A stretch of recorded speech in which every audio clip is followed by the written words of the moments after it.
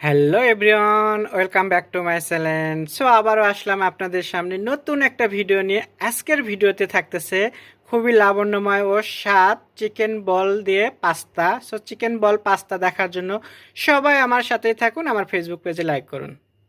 আসসালামু আলাইকুম, সবাই কেমন আছেন? আশা করি সবাই ভালো আছেন। স্বাদ ও স্বাদের গল্পের সাথে আবারও আসলাম আপনাদের জন্য নতুন একটা রেসিপি নিয়ে। আজকের রেসিপিতে দেখাবো চিকেন বল দিয়ে পাস্তা রান্না করে। সো এখানে আমি পাস্তা নিছি, এটাকে আমি হাফ বয়েল করে নিছি। আর এখানে দেখতে পাচ্ছেন চিকেন বল নিছি। চিকেন বলটা আমার আগে থেকে রেডি করা ছিল, তো আমি ফ্রিজ থেকে বের করে নিছি। এখন আমি আপনাদেরকে দেখাবো চুলোয়। সো বাকি উপকরণগুলো আমি চুলোতে দেখাবো।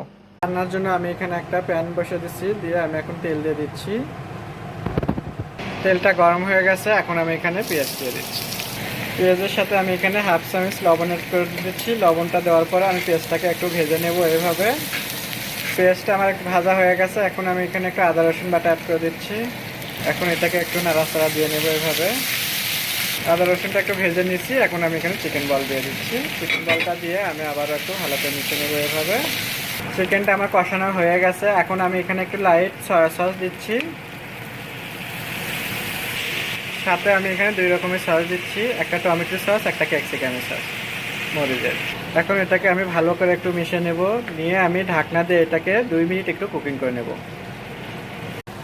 সো পাস্তা গ্রেভিটা আমার চিকেনটাও রান্না হয়ে গেছে, দেখতেই পাচ্ছেন খুবই মজা করে এখন আমি এখানে কিছু সবজি অ্যাড করে দেবো।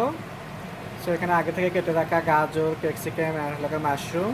সো আমি এটা একটু দিয়ে দিচ্ছি। সো আবারও খুবই ভালো করে একটু মিশিয়ে নেব আমি চিকেন বলের সাথে এভাবে। এখন আর ঢাকার কোনো দরকার নেই, আমি না ঢেকে একটু 2 মিনিট এভাবে আমি নাড়াচাড়া দিয়ে এটাকে কুকিং করে নেব। সো এভাবে নাড়াচাড়া দিয়ে আমি এটাকে একটু কুকিং করে নিলাম খুবই ভালো করে, একদম খুবই সুন্দর একটা স্মেল আসছে এর মতো। এখন আমি এখানে পাস্তা অ্যাড করে দিচ্ছি। পাস্তাটা আগে থেকে আমার একটু বয়েল করা ছিল। সো পাস্তা দেওয়ার পরে আমি এখন ভালো করে মিশিয়ে নেব চিকেন বল আর সবজির সাথে এভাবে। সো দেখতেই পাচ্ছেন খুবই মজাদার, হেলদি ও পুষ্টিকর আপনাদেরকে পাস্তা করে দেখাচ্ছি।